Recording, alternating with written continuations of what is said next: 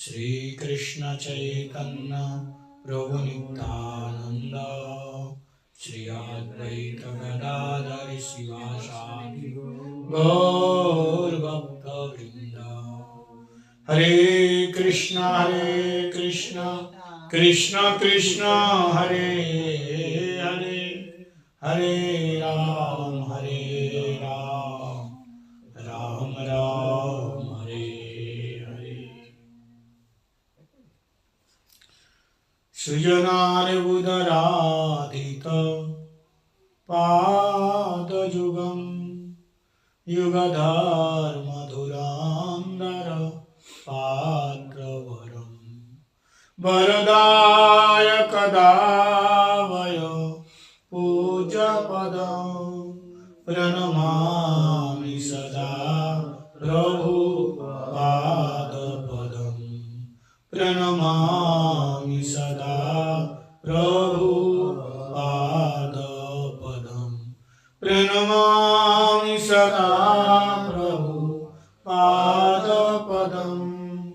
प्रणमामि सदा प्रभुपादपदम्।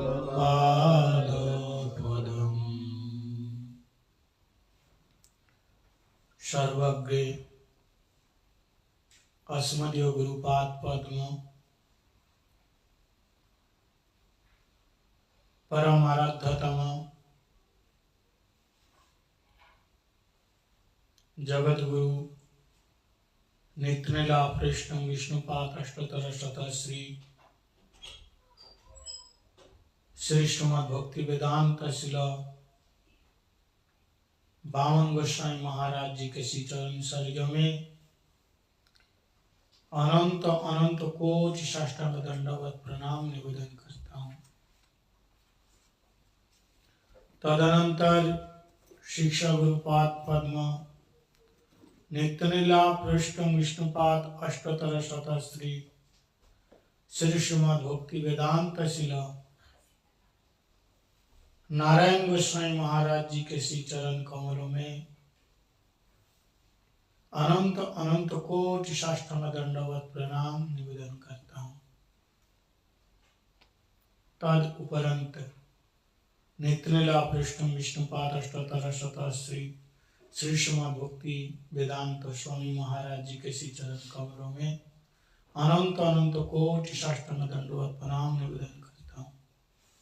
रूपानुग गुरुवर्ग सरस्वती दंडीपादगण एवं समुपस्थित सभी भक्तजनों के चरणों में दंडवत प्रणाम निवेदन करता हूँ।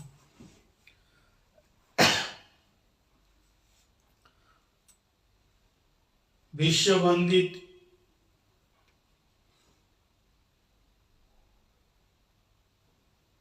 जगत गुरु नित्यलीला पृष्ठम विष्णुपाद अष्टोत्तर शतः श्री श्रीमद् भक्ति सिद्धांत सरस्वती गोस्वामी ठाकुर प्रभुपाद जी के तिरोभाव तिथि महामहोत्सव के उपलक्ष्य में हम लोग श्रील प्रभुपाद जी के संबंध में उनकी अपराकृत दिव्य अलौकिक लीला चरित कथामृत हम लोग श्रवण करेंगे। श्रील प्रभुपाद कौन है? प्रभुपाद जी का विचार, प्रभुपाद जी का आदर्श, प्रभुपाद जी की नीति गौड़ीय मठ को बचा के रखा।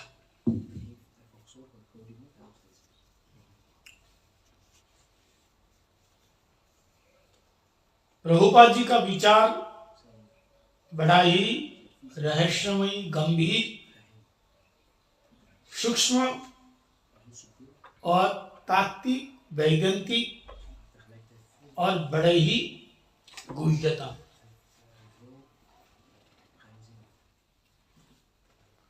इसको समझने के लिए प्रभुपाद जी के अनुगत जनों के चरणाश्रित होना पड़ेगा। जनानुरागी तदानुगामी।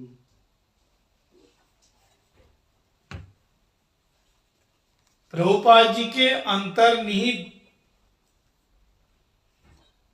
बात को अगर कोई समझना चाहते हैं तो प्रभुपाद जी के जो कृपाशीष कृपाधन्य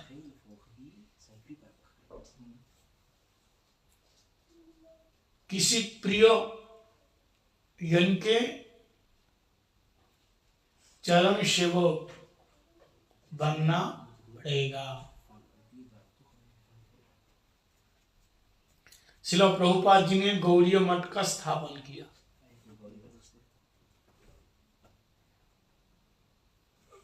गौड़ीय मठ क्यों स्थापन किया प्रभुपाद? पूरे विश्व जगत में आज गौड़ीय मठ स्थापित है। मूल रूप से गौड़ीय है हम लोग, बड़े ध्यान से सुनना सब लोग।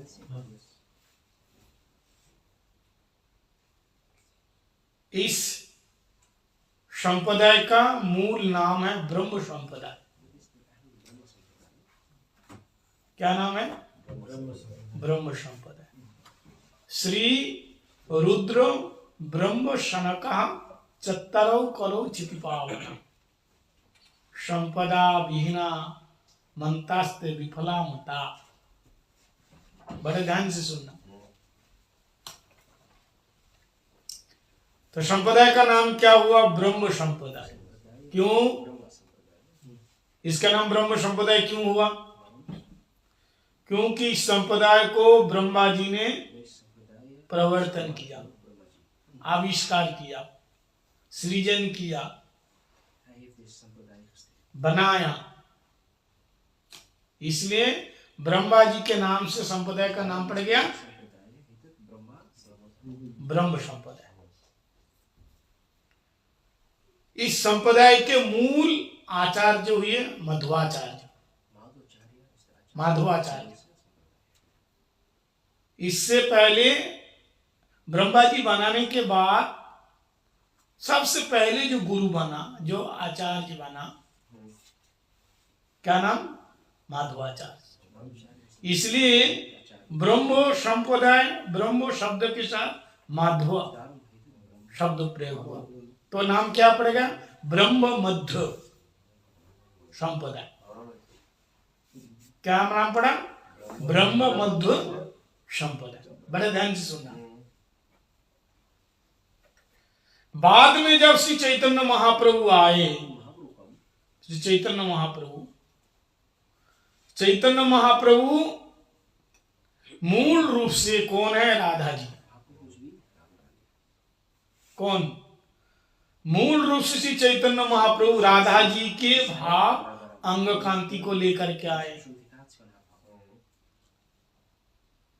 राधा दूती शिवलितम नौमी कृष्ण स्वरूपम। राधा रानी के रंग और मूड को लेकर के आए। इसलिए श्री चैतन्य महाप्रभु को गौरांग भी कहते हैं। इनका शरीर का रंग गौर है, और गौर कौन है? उसका तो रंग कौन? और राधा ही है। उनके ऊपर जो कृष्ण तो काला है ना, लेकिन ऊपर जो लेप लगा हुआ है गोरा रंग का, ये राधा जी है। इसलिए गोरी गोरा, तप्त कांचन गौरांगी और गौरांग। हरीर पुरट सुंदर दूति कदम्ब संदीपिता सदा हृदय स्कंदर स्फुरतु वह सचिनंदना। महाप्रभु को गोरा कहते हैं।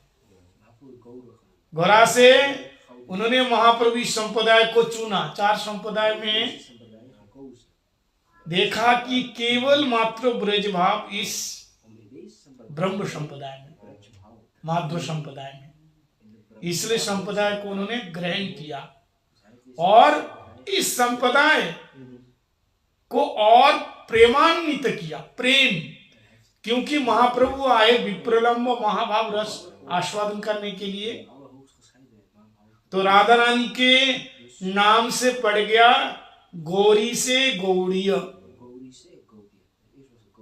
या गौड़ देश से पंचगौड़ देश, गौड़ देश से पड़ गया गौड़ीय, गौड़ीय हो गया, तो नाम पड़ेगा ब्रह्म मध्य गौड़ीय संप्रदाय। और बाद में जब श्लोक प्रभुपाद आए, प्रभुपाद जी का नाम क्या है मालूम है? हम लोग तो प्रभुपाद प्रभुपाद बोलते हैं, इनका असली नाम क्या है?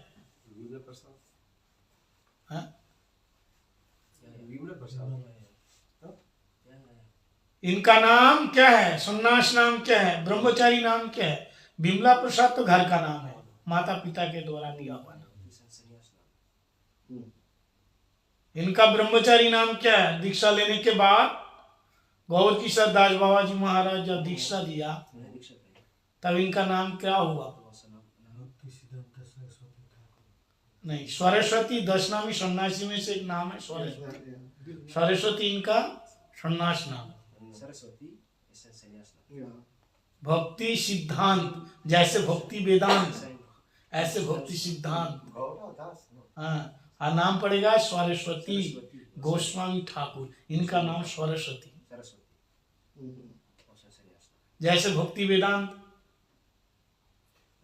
है, भक्ति वेदांत शिला नारायण गोस्वामी महाराज, भक्ति वेदांत शिला बामन गोस्वामी महाराज, ऐसे भक्ति सिद्धांत सरस्वती गोस्वामी महाराज। सन्यास नाम। अब ब्रह्मचारी नाम क्या था? हाँ, जैसे नहीं, जैसे मेरा नाम ब्रह्मचारी क्या था जानते हो? श्याम। हाँ, राधे श्याम। हाँ, और सन्यास लेने के बाद पड़ गया भक्ति वेदांत विष्णु महाराज। ऐसे ब्रह्मचारी नाम अलग होते हैं, सन्यास नाम अलग होते हैं। ऐसे सिर्फ प्रभुपाद, प्रभुपाद नाम इनको तो उनके सारे गौड़ीय वैष्णव मिलकर के, गुरु भाई लोग मिलकर के प्रभुपाद टाइटल उनको दी गई। प्रभुपाद उनकी उपाधि है, नाम नहीं, उनकी उपाधि। जैसे भक्ति चोकोर, भक्ति भ्रमर, भक्ति भास्कर, विद्या अलंकर, सेवा रत्न, ये सब सेवा देख करके गुरुदेव टाइटल देते हैं। ऐसे ही सरस्वती गोस्वामी ठाकुर को सारे गौड़ीय वैष्णव, उनके सारे भक्त लोग मिलकर के उनका नाम दिया प्रभुपाद। प्रभुपाद नाम, इसका क्या मतलब है? जो हमको पकड़ के प्रभु के पाद पद्म में पहुंचा देवे, उनका नाम प्रभुपाद। समझ में? विष्णुपाद और प्रभुपाद एक ही बात है। ओम विष्णुपाद, तो प्रभुपाद जो हमको इस संसार से उठा करके प्रभु के पाद पद्म, पाद का मतलब गुरु पद्म गाते हैं ना, हाँ, श्री गुरु चरणों पद्म। चरण और पाद एक ही चीज है, पाद मतलब चरण कमल।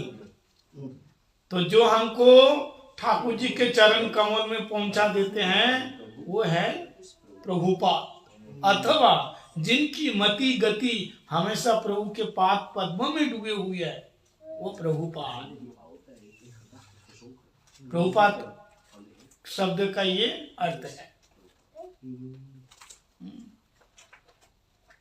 उसका ब्रह्मचारी का नाम क्या था? ब्रह्मचारी का नाम ढूंढो आप लोग।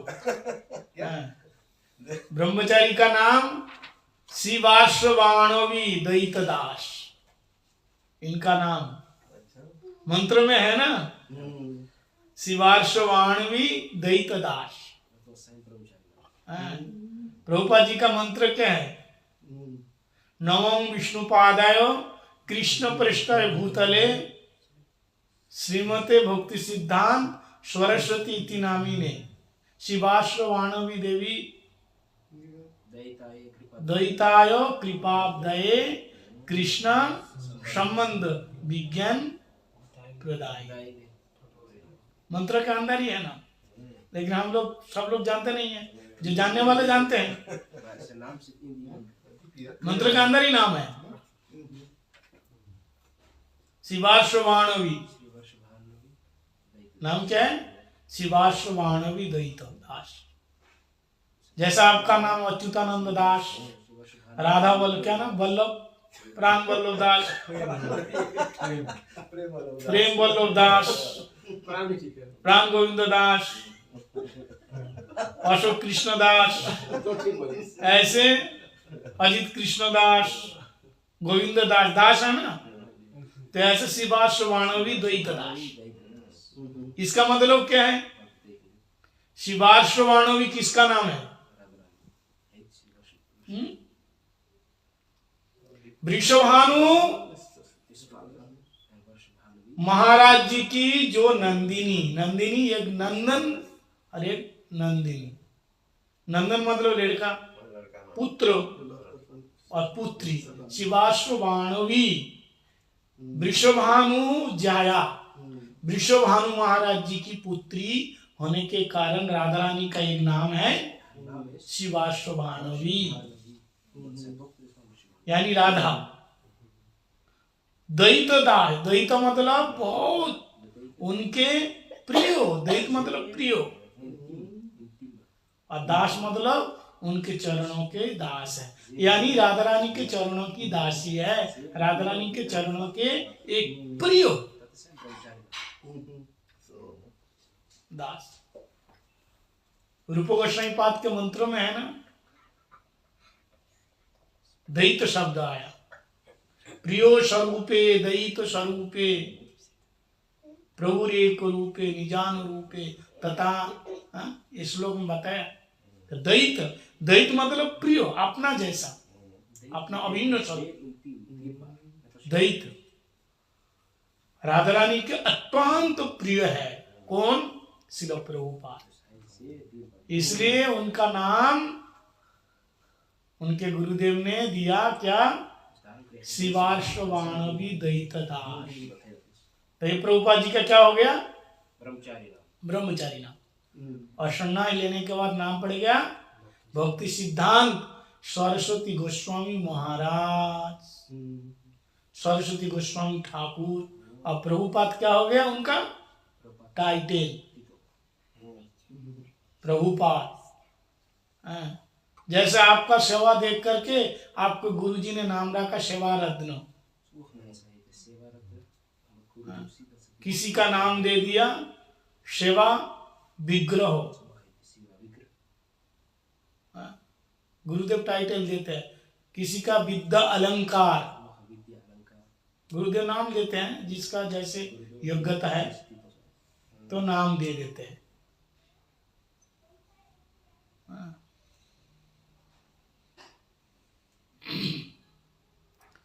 तो भक्ति सिद्धांत सरस्वती गोस्वामी ठाकुर बनाए क्या? मठ।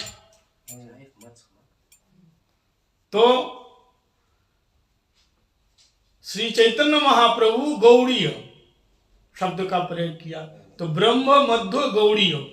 और महाप्रभु के बाद श्रील प्रभुपाद जब आए, भक्ति सिद्धांत सरस्वती गोस्वामी प्रभुपाद, उन्होंने बनाया मठ, तो उनका नाम है सरस्वती। सरस्वती से हो गया सारस्वत। तो संपूर्ण नाम क्या हो गया संप्रदाय का नाम? श्री ब्रह्म मध्य गौड़ीय सारस्वत मठ, सरस्वती धारा में ब्रह्म मध्य गौड़ीय संप्रदाय। संपूर्ण हमारा संप्रदाय का नाम है ब्रह्म मध्य गौड़ीय संप्रदाय, और हम लोग ब्रह्म मध्य गौड़ीय संप्रदाय सारस्वत सरस्वती महाराज जी के, सरस्वती प्रभुपाद जी के धारा में, इसलिए हम लोग मठ में। और मठ का मतलब पारमार्थिक विद्यालय, स्कूल, जत्र छात्राः बसंती पठन्ति, जहाँ पारमार्थिक विद्यालय के विद्यार्थी पारमार्थिक विद्या ग्रहण करते हैं, उस स्थान का नाम क्या है? मठ है। तो श्रील प्रभुपाद कृपा करके ये मठ बनाए। अगर मठ नहीं होता तो फिर हम लोग कहाँ रहते? बताइए। शिला प्रभुपाद कितनी बड़ी कृपा करी, कृपा करके मठ बनाए। अगर प्रभुपाद जी अगर नहीं आते तो फिर ये मठ मंदिर सुंदर जो मठ है, इतने प्रचार प्रसार, जितने प्रचार प्रसार, उसका मूल कौन है? शिला प्रभुपाद, भक्ति सिद्धांत सरस्वती गोस्वामी प्रभुपाद। जितने ब्रह्म मध्य गौड़ीय संप्रदाय के अलग अलग संस्था है, जैसे दो संस्था के रूप में आज हम लोग देख रहे हैं, एक तो गौड़ीय मठ और एक इस्कॉन, वो भी गौड़ीय संप्रदाय के हैं, वो भी गौड़ीय संप्रदाय है। भक्ति वेदांत स्वामी महाराज, उनके मूल गुरु कौन है? भक्ति सिद्धांत सरस्वती गोस्वामी प्रभुपाद, जो मूल प्रभुपाद, उन्हीं का ही शिष्य है और उन्हीं के ही कृपा से सर्वत्र जाकर के प्रचार प्रसार किया। तो जितना प्रचार हो रहा है, जो कुछ भी हो रहा है, सब प्रभुपाद जी की ही कृपा से, भक्ति सिद्धांत सरस्वती गोस्वामी प्रभुपाद जी की ही कृपा से। अगर वे कृपा नहीं करते तो ऐसा प्रचार प्रसार जगत में नहीं होता। जैसा आप लोग विदेश में बैठे हैं, अगर मूल रूप से प्रभुपाद जी नहीं होते, अब देखो कोई तो मूल है ना, अब उस मूल के बहुत सारे ब्रांचेस हो गए, कांड वृक्ष के, उसमें से भक्ति दयिता माधव गोस्वामी महाराज, भक्ति प्रज्ञानशीला केशव गोस्वामी महाराज, भक्ति वेदांत स्वामी महाराज, भक्ति सारंग गोस्वामी महाराज, ये सब हो गए। भक्ति प्रमोद संत गोस्वामी महाराज, भक्ति प्रमोद पुरी गोस्वामी महाराज, किसी ने बंगाल में हमारे गुरुदेव भक्ति वेदांत शिला बावन गोस्वामी महाराज, भक्ति वेदांत शिला नारायण गोस्वामी महाराज, किसी ने बंगाल में प्रचार किया भारत के, किसी ने भारत के यूपी में, दिल्ली में, बॉम्बे में, बेंगलोर में, चेन्नई में इधर प्रचार किया, किसी ने आसाम में प्रचार किया, सिलीगुड़ी में प्रचार किया, और किसी ने भारत के बाहर आए, ये सारे यूरोप, अमेरिका, और ऑस्ट्रेलिया, फिजी, न्यूजीलैंड, ये सारे देश प्रचार किया। लेकिन है तो शिला प्रभुपाद जी का ही शाखा है। अब किसी भी शाखा को पकड़ो, पेड़ तक चले जाओगे, नहीं जाओगे। शाखा ऐसे झुकी हुई है, ब्रांचेस, अब उसको पकड़ के आओ, कहां तक आओगे? उसकी जड़ तक आ जाओगे, शिला प्रभुपाद तक आ जाओगे। अगर जड़ नहीं है तो शाखा नहीं है, उसका फल नहीं है, उसका फूल नहीं है, उसके पत्ते नहीं है। तो मूल तनाव, मूल वृक्ष, मूल कांड, मूल जड़ कौन है? शिला भक्ति सिद्धांत सरस्वती गोस्वामी प्रभुपाद। और प्रभुपाद जी ने कहा कि गौड़ीय मठ को स्थापन करके प्रभुपाद जी ने अपने भक्तों को दायित्व दिया। बड़े ध्यान से सुनना, और जो गौड़ीय मठ से जुड़े हुए हैं सबको प्रभुपाद जी ने एक दायित्व सौंपा। अगर आप गौड़ीय मठ से है तो आपको भी ये दायित्व बनता है। समझ में आया? क्या दायित्व दिया? बोले हर शहर में एक गौड़ीय मठ बनाओ, ताकि उस शहर के लोग सारे उस मठ में आए। जन्माष्टमी, रामनवमी, नरसिंह चतुर्दशी और गौर पूर्णिमा और दोनों एकादशी महीने में वो पालन करें, उनसे जुड़े। समझ में आया? हर शहर में गौड़ीय मठ बनाओ। फिर प्रभुपाद जी कहते हैं केवल शहर शहर में बनाने से नहीं होगा, हर गांव गांव में बनाओ एक गौड़ीय मठ। बोले फिर ऐसा केवल एक गांव में, हर गांव में बनाने से नहीं होगा, हर घर घर में एक गौड़ीय मठ बनाओ। तुम्हारे घर है ना, यहाँ भी गौड़ीय मठ बनाओ। बोले केवल हर घर गौड़ीय मठ बनाने से नहीं होगा, हर व्यक्ति के अंदर एक गौड़ीय मठ होना चाहिए, हर व्यक्ति ही गौड़ीय मठ, तब तो प्रचार होगा। प्रभुपाद जी कहते हैं ये ईंट पत्थर के ये मकान गौड़ीय मठ नहीं है, हमारे गौड़ीय मठ चलने फिरने वाले हैं, व्यक्ति ही गौड़ीय मठ है। आप भी गौड़ीय मठ, गौड़ीय मठ का मतलब एक आदर्श है, एक विचार है, एक तत्व है, एक समाधान है, एक संस्था है, एक निर्माण है, एक सृजक है, एक सृष्टा है। गौड़ीय मठ भगवान के पास जाने का एक रास्ता है, एक मार्ग है। भगवान के श्री चरण कमल है, गुरु का दिखाए हुए एक मार्ग है, भक्ति मार्ग है, भक्ति पथ है, भक्ति पंथ है ये गौड़ीय मठ। इसलिए ऐसा नहीं है बस तिलक माला ले लिया, हाँ अब बैठ के बस भाई अपना काम बनता भर में जाए जनता। अपन तो बैठ करके हरे कृष्ण करेंगे, बाकी दूसरों से क्या मतलब है। प्रभुपाद जी के विचार नहीं। अगर मैं केवल प्रभुपाद जी के बारे में बताऊं तो जितना दिन मैं यहाँ रहूंगा ना, केवल उतना दिन से भी ज्यादा दिन केवल प्रभुपाद जी के बारे में महीने बीत जाएंगे। उनकी कथा इतनी है और किसी कथा कहने का मौका ही नहीं मिलेगा, इतनी उनकी कथा है, इतनी महिमा है प्रभुपाद जी की। इसलिए प्रभुपाद जी सबको दायित्व दिया। दायित्व क्या दिया? हाँ, जारे देखो तारे कहो कृष्ण उपदेश, आमा आज्ञा गुरु हैया तारो यही देश। ये महाप्रभु का आदेश और प्रभुपाद जी ने फॉलो किया। पहले प्रभुपाद जी के मन में विचार था कि मानव शरीर मिला है, किस लिए मिला? भगवान का भजन करने के लिए, तो हम भजन करेंगे। पहले के जो संत महात्मा थे ना, वो तो केवल भजन करते थे, प्रचार कम करते थे। गोष्ठानंदी अरे भजन आनंदी। तो पहले के महात्मा लोग भजन आनंदी, अपना भजन किया बस हो गया, बाकी कौन क्या कर रहे हैं, कहाँ जा रहे हैं, कोई मतलब नहीं। तो प्रभुपाद ऐसे भजन कुटिया बना करके भजन करने लगा। मायापुर में भक्ति विजय भवन, मायापुर आप जाइए, प्रभुपाद जी की जहाँ समाधि है, आप द्वार से घुसते दाएं तरफ एक भक्ति विजय भवन है। वहाँ एक फूस की झोपड़ी बना करके इतनी गर्मी में चारों तरफ से बंद, और प्रभुपाद जी ऐसे फूल बाजू कुर्ता पहनते थे, शरीर के अंग दिखाते नहीं थे किसी को।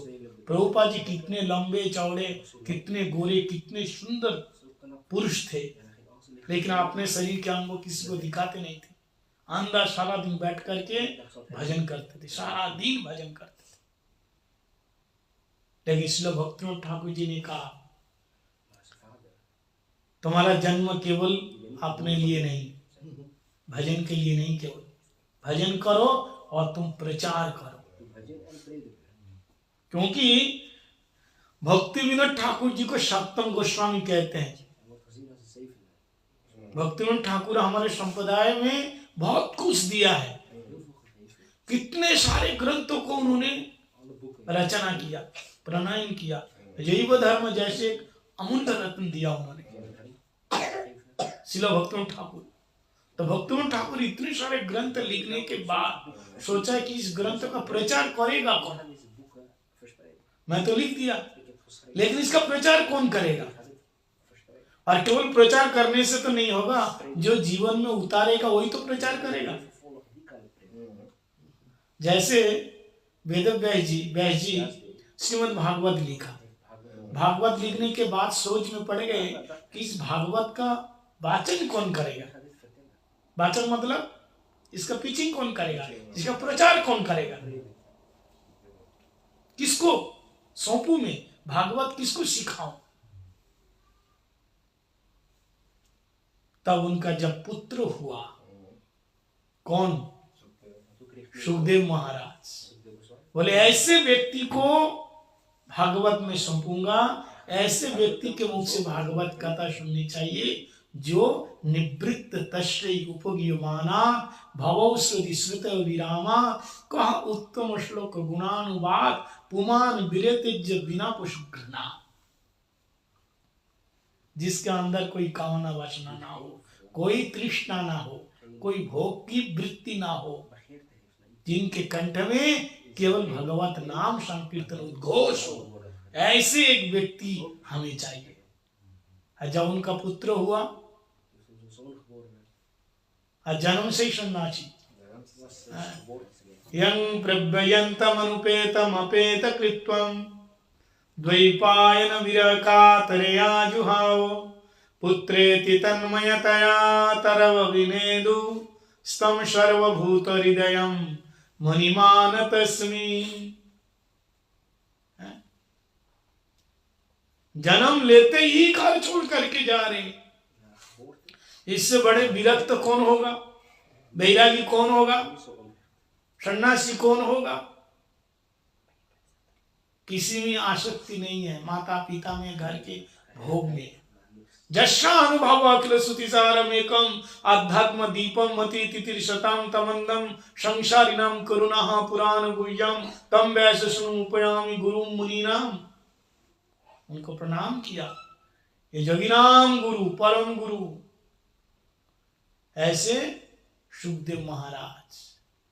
तब बैजी ने कहा यही भागवत के अधिकारी है, यही भागवत कथा को आत्मसात कर सकते हैं, क्योंकि इनके अंदर भोग की वृत्ति नहीं है। आपको पता है जन्म लेते ही 16 साल के बन गए। दी अष्ट भागवतम में लिखा है, दी अष्ट मतलब 8 को डबल करो कितना होगा? 16 होगा। जन्म लेते ही 16 साल का जवान हो गए। और जैसे ही निर्वस्त्र, कोई शरीर में वस्त्र नहीं है, दिगंबर वेशम विकीर्ण केशम आजानु लंबित भुजम निज लाभ तुष्टम, जा रहे एकदम मस्त, कोई फिक्र नहीं किससे, जा रहे। तो देव कन्याएं नहा रही थी निर्वस्त्र होकर के, 16 साल का जवान लड़का चले गए वहां से, देव कन्याओं को कोई फर्क नहीं पड़ा। और पीछे से जब उनके पिताजी व्यास जी कितने साल के, 80 साल के बूढ़े बाबा, बाल सफेद हो गए, केस सफेद हो गए, और पीछे पीछे पुत्रो पुत्रो, अरे बेटा रुक जा, पुत्र तन्मयतया, इतना सुंदर पुत्र को जन्म दिया, लेकिन ठीक से उसका मुंह भी नहीं देखा, प्यार भी नहीं किया, गोद में नहीं बिठाया, और वो हमें छोड़ के जा रहे हैं। किसको मोह नहीं होता? बेटा बेटा बेटा रुक जा रुक जा, बेटा सुनता ही नहीं। लेकिन जैसे वो तालाब सरोवर के किनारे से, वो तो सुखदेव आगे चला गया, दौड़ते हुए जा रहे हो, दौड़ते हुए जा रहे, और उसके पीछे पीछे पिताजी। अब देव कन्याएं जो नहा रही थी ना सरोवर में निर्वस्त्र होकर के, जैसे सुखदेव जी वहां से गए तो किसी को कोई फर्क नहीं पड़ा, लेकिन जैसे व्यास जी वहां से जाने लगे, सब दौड़ दौड़ करके आकर के अपने अपनी साड़ी पहनने लगे। व्यास जी देख करके हैरान हो गए, वैदेव देख कर हैरान हो गए, मेरा 16 साल का लड़का जिसका शरीर इतने हिष्ट पुष्ट, पूरा शरीर में काम, मानो शरीर में काम स्फुरित हो रहा है, झर रहा है काम, एक एक अंग में काम का प्रदर्शन हो रहा है, लेकिन उसको देख कर कि देवांगनों के अंदर काम का संचार नहीं हुआ। अब मैं एक बुढ़ा बाबा हूँ, मेरा केश सफेद हो गया, दाढ़ी सफेद हो गई, और मेरे को देख कर कि इनके अंदर काम भाव जग रहा है, उसको देख के काम भाव नहीं जागा, मेरे को देख करके इनके अंदर शर्म आ रही है। तो हाथ जोड़ करके वैद्य जी ने पूछा, बुरा नहीं मानना आप लोग, सच बताना कि मेरे बच्चों को देख करके, सुखदेव 16 साल का देख करके आप लोगों के अंदर लज्जा नहीं आई, लेकिन इस बूढ़े बाबा को देख कर लज्जा क्यों आई? मैं तो तुम्हारे दादा परदादा की उम्र के हूं। तो उस देव कन्याओं ने बहुत अच्छी बात कही, बोले महाराज क्या बताऊं, ये जो आपका बेटा, जिसको बेटा कह रहे हो ना, ये सुखदेव कहता है स्त्री पुमान नो विदाम, स्त्री कौन है पुरुष कौन है इसको पता ही नहीं है। पता है? कौन स्त्री है कौन पुरुष है इनको मालूम ही नहीं है। स्त्री पुरुष में क्या भेद है इसको पता नहीं है। 2 साल की बच्ची हो या बच्चे हो, उसको निर्वस्त्र कर दो, उसको कुछ पता है? 2 साल के बच्चा, 2.5 साल के बच्चे, उसकी कोई लज्जा नहीं हो, तो जानता ही नहीं है। जैसे जैसे हमारे शरीर में ज्ञान आ जाता है, जैसे जैसे हम समझने लगते हैं कि हम स्त्री है वो पुरुष है, वो पुरुष है हम स्त्री है, तो कपड़े ढकने लगते हैं। जब बोध होते हैं हम निर्वस्त्र नहीं चल सकते। लेकिन एक समय था जो हम जब छोटे थे, चाहे हमको कैसे भी लेके जाए कोई फर्क नहीं पड़ते, क्योंकि उस समय हम भेदभाव नहीं जानते। अब भेदभाव जान गया तो बाबा आप तो भेदभाव जानते हैं, अब संसार में रहते हैं, कौन स्त्री कौन पुरुष आप जानते हैं, लेकिन आपका पुत्र ये नहीं जानता है। तब भाई जी ने कहा मैं किसके पीछे भाग रहा हूं, ये कहां संसार में फंसेगा जो स्त्री पुरुष का भेद ही नहीं जानता। सर्वे भूतेषु पश्यति आत्मा, सब जगह परमात्मा को देख रहे हैं। तो उन्हीं को ही श्रीमद् भागवत सुनाया। ऐसे भक्ति विनोद ठाकुर इतने सारे ग्रंथ प्रणयन करने के बाद, जितने गौड़ी गिट्टी गुच्छ में कीर्तन है ना, सब भक्ति विनोद ठाकुर जी के कीर्तन है। और एक कीर्तन सारे वेद वेदांत उपनिषद के श्लोक ही ट्रांसलेशन किया। जितने गौड़ी गीति गुच्छ कीर्तन है ना, ये सारे भागवत के श्लोक, वेदांत के श्लोक, उपनिषद के श्लोक, रामायण के श्लोक, सब उसको ट्रांसलेट करके उन्होंने बांग्ला भाषा में उन्होंने लिखा। कितने सारे ग्रंथ उन्होंने लिखा। तो उन्हें जगन्नाथ भगवान से कहा, कौन भक्तिविनोद ठाकुर, कि मैंने इतने सारे ग्रंथों को लिखा है, लेकिन इसका प्रचार कौन करेगा, इसका कौन प्रचार करेगा। हे प्रभु आप कृपा करके एक ऐसी एक संतान दीजिए, ऐसा एक पुत्र दीजिए जो कि इतने सारे ग्रंथ मैंने प्रणयन किया, इसका प्रचार प्रसार करे, जो आपने जीवन में उतार करके। और आप सब लोग जानते हैं जब प्रभुपाद जी का जन्म हुआ ना, इनके गले में जनेऊ के चिन्ह, शरीर में तिलक के चिन्ह दिखाई दिया। दिव्य अलौकिक बालक। जगन्नाथ जी के रथ यात्रा के समय तब 6 महीने के हो रहे थे। हम लोग जानते हैं रथ उनके दरवाजे के सामने रुक गए, 3 दिन तक रुका हुआ है। कितने हाथी घोड़ा लगाया, कितना पहलवान आ गए, लेकिन रथ टस से मस नहीं हुआ। इनका नाम बिमला प्रसाद क्यों हुआ? ये बिमला देवी, जगन्नाथ मंदिर में जो बिमला देवी है ना, माता लक्ष्मी, उनके प्रसाद उनकी कृपा से ही मिला। बिमला माता की कृपा से, ठाकुर जी की उनकी कृपा से श्रील प्रभुपाद जी का जन्म हुआ। नाम पड़ गया बिमला प्रसाद। बिमला जी का प्रसाद, प्रसाद मतलब कृपा। भक्तों ठाकुर जी ने मांगा ना भक्ति का प्रचार करने के लिए एक ऐसी संतान दो, इसलिए नाम पड़ेगा बिमला प्रसाद। वो बिमला प्रसाद को लेकर के 6 महीने के बालक को लेकर के माँ जैसे जगन्नाथ जी के सामने आकर के नीचे सुला दिया, तो जगन्नाथ जी के जो गले की माला टूट करके बिमला प्रसाद छोटे से 6 महीने बालक के गले में अपने आप गिर गई। रथ अपने आप हिलने लगा, चारों तरफ से जय जयकार होने लगा। जितने पांडे लोग थे जगन्नाथ जी के बोलने लगे, आपका जो बालक है ना, साधारण बालक नहीं है, दिव्य महापुरुष होगा। तो उनके पूरे शरीर में चिन्ह है। भक्तविनोद ठाकुर जी ने प्रभुपाद जी से कहा, मैं बिमला देवी से, भगवान से तुमको इसलिए नहीं मांगा कि केवल तुम भजनानंदी बन करके भजन करो, प्रचार करना है। ध्यान दीजिए, तब श्रील प्रभुपाद धर्म प्रचार करने से पहले, हरिनाम प्रचार करने से पहले उन्होंने 100 करोड़ नाम यज्ञ किया। कितना? 100 करोड़ नाम यज्ञ किया। 100 करोड़, 100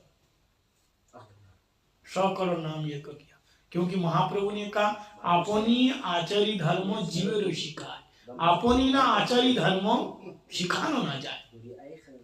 कोई करे आचार कोई करे प्रचार, और कोई करे प्रचार कोई करे आचार। आचार प्रचार नामे करो दुई कार्य, तुम्ही जगतेर गुरु तुम जगतेर आचार्य। दो प्रकार के लोग हैं, एक लोग जीवन में केवल आचरण करते हैं, प्रचार नहीं करते, और एक लोग आचरण नहीं करते, केवल प्रचार करेगा। लेकिन महाप्रभु कहते हैं आचरण भी करो प्रचार भी करो, अगर ऐसा किया तो तुम ही जगत के गुरु बन जाओगे, जगत गुरु बन जाओगे।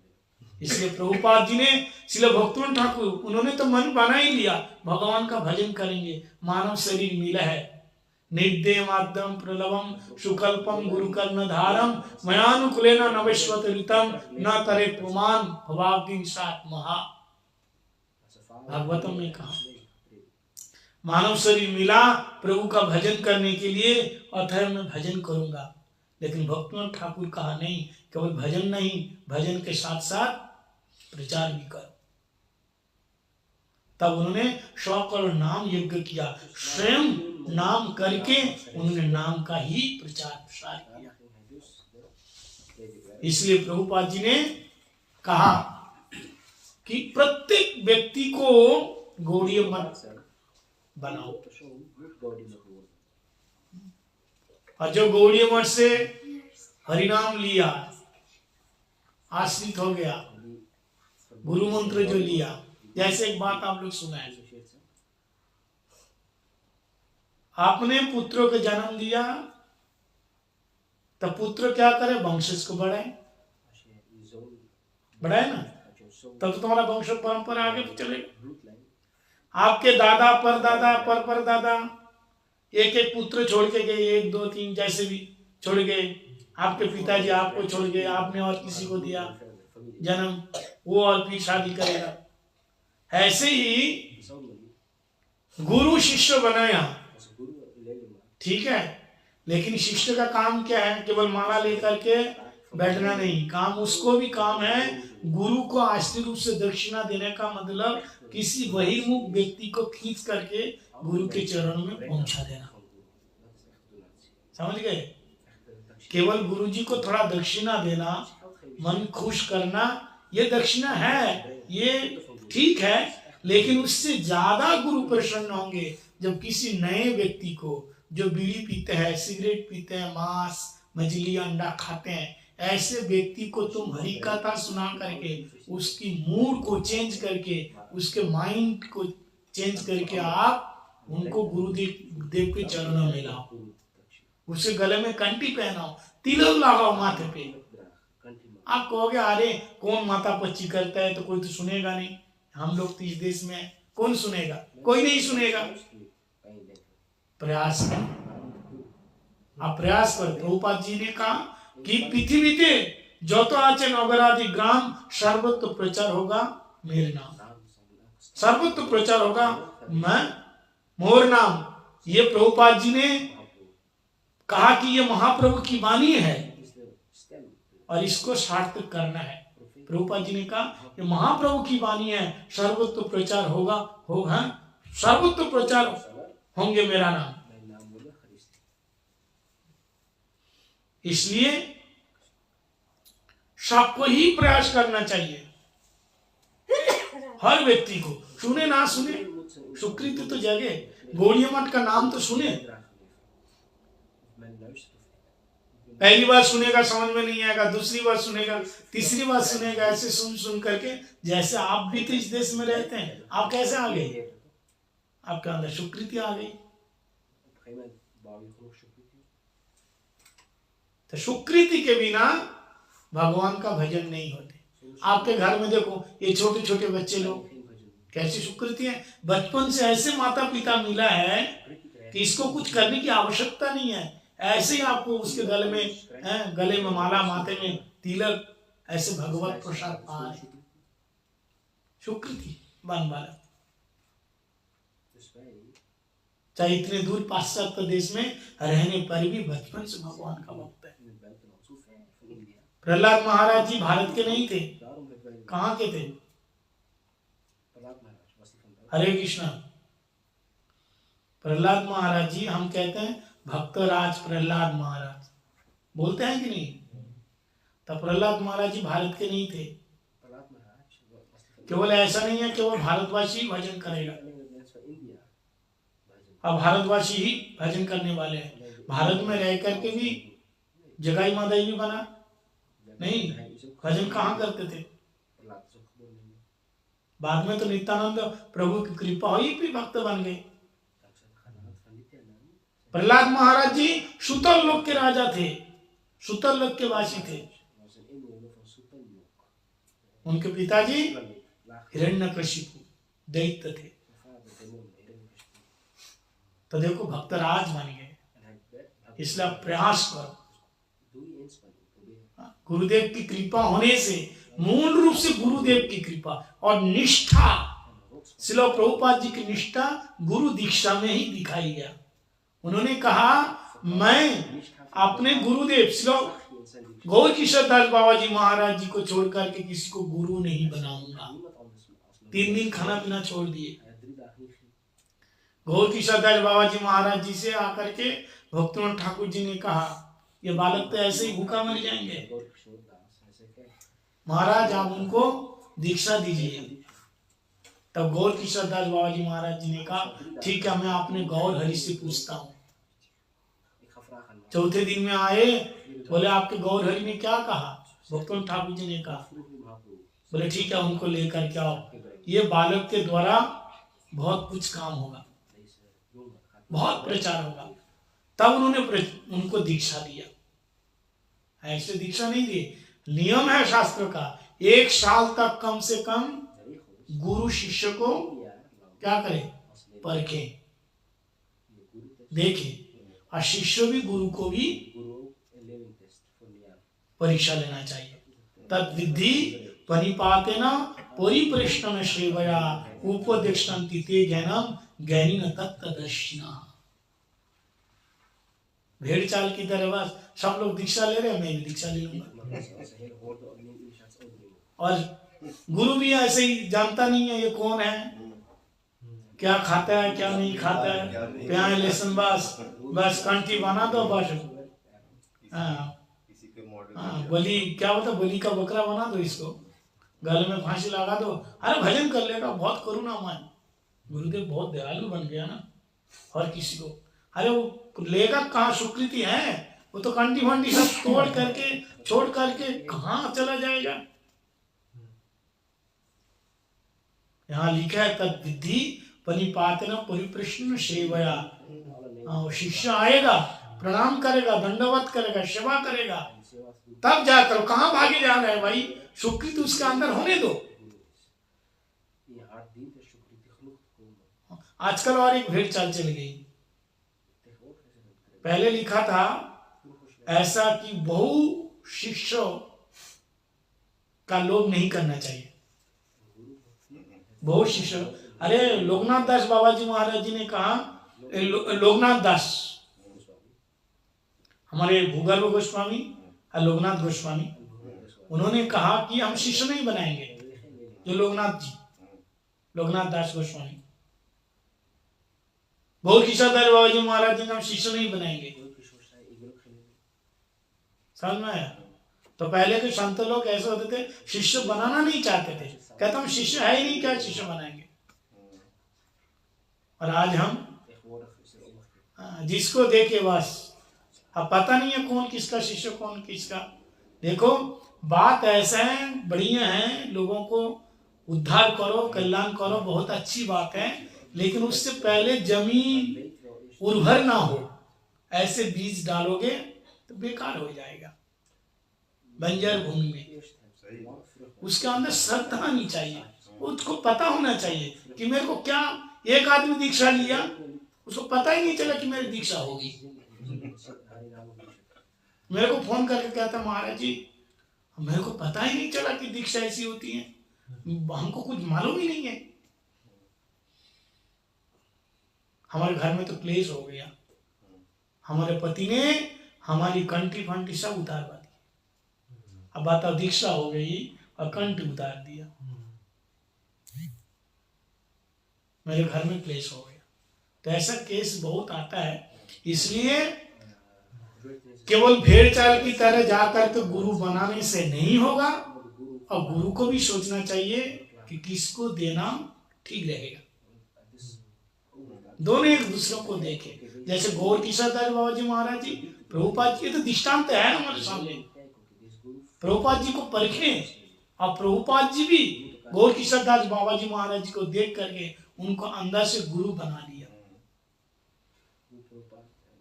तब जा करके आज पूरी दुनिया में उसी प्रभुपाद जी की जय जयकार। और ऐसे शिष्य बनने के बाद, भले आप पढ़े लिखे नहीं है, कुछ नहीं जानते, लेकिन आपका मन सरल होना चाहिए। बड़े ध्यान से सुनो। आप सोच रहे हैं ना, हमको संस्कृत नहीं आता है, हमको पढ़ना नहीं आता है, हमको याद नहीं होता है। जैसे कल तो अच्युतानंद प्रभु कह रहे, महाराज अब इतने बड़े बड़े श्लोक कैसे बोल देता, हमारा दिमाग तो ही चले जाते। कोई जरूरत नहीं है कि आपको श्लोक याद करना ही पड़ेगा, याद हो गई तो कोई बात नहीं है।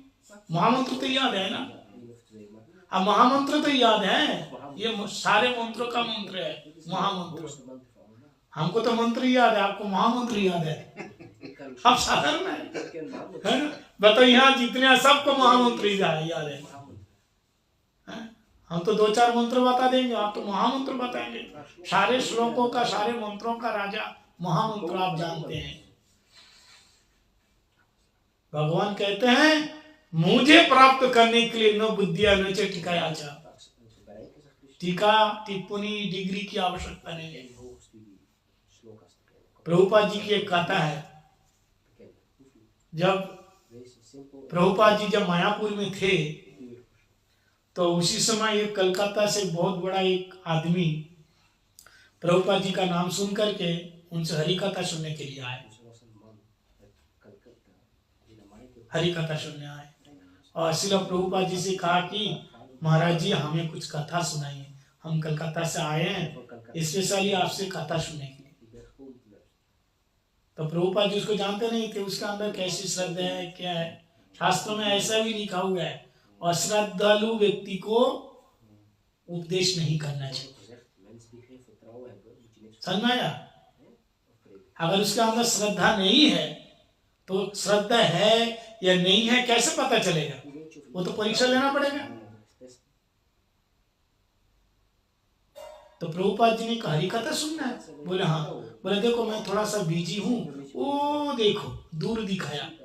प्रभुपाद जी के एक शिष्य था जो बिल्कुल पढ़ा लिखा नहीं था, अनपढ़ था। उसका काम था केवल बस वो बागीचा, जो मिर्ची लगाना, बैगन लगाना, आलू की जड़ में जो आलू की जो वो होता है ना झाड़, उसमें पानी देना, ये सब काम करता था। मतलब बागीचा बनाता था, बाग बनाते थे, फूल की जो पौधे में पानी लगाना, ये सब काम करते थे। मेड़ बना रहे थे, जमीन खोद रहे थे, हल जोत रहे थे। तो बोलो वो दूर देखो, उनसे हरि कथा सुनो, उनके पास जाओ। अब बोलना प्रभुपाद जी ने बताया हरि कथा सुनाने के लिए, मैं बहुत बिजी हूँ। तो सोचा अरे मैं तो प्रभुपाद जी कथा सुनने के लिए आए, प्रभुपाद जी से अरे अच्छा ठीक है चलो चलते हैं, पढ़े लिखे आदमी। तो वो क्या कर रहा था ना, कुदाल से मेड़ बना रहे थे। मेड़ जानते हैं? हाँ। तो उनके पास गए, जाकर के महात्मा तो थे ही, जाकर प्रणाम किया, महात्मा जी मुझे थोड़ी सी कथा सुनाए। उसने कहा कथा? और मैं अरे कथा से दूर दूर तक मेरा कोई संबंध नहीं है, मेरे को कुछ नहीं आता, मैं तो अनपढ़ हूँ। बोले आपके गुरुदेव श्रील प्रभुपाद जी ने कहा है आपसे हरि कथा सुनने के लिए। तब बोलो मेरे गुरुदेव ने कहा आपको कथा सुनाने के लिए? ठीक है बैठ जाओ। और वही हाथ धो करके दोनों बैठ गए। और गुरुदेव ने बताया कुछ तो आता ही नहीं है, और गुरुदेव को प्रणाम किया। बताइए फिर वो प्रणाम, वो भक्ति फिर कितनी मतलब गाढ़ होगा, कितना घना होगा वो घनीभूत भक्ति होगी। गुरुदेव के प्रति कितनी प्रगाढ़ श्रद्धा थी। गुरुदेव को प्रणाम करते हुए जैसे गुरुदेव का नाम लिया तो रोने लगा।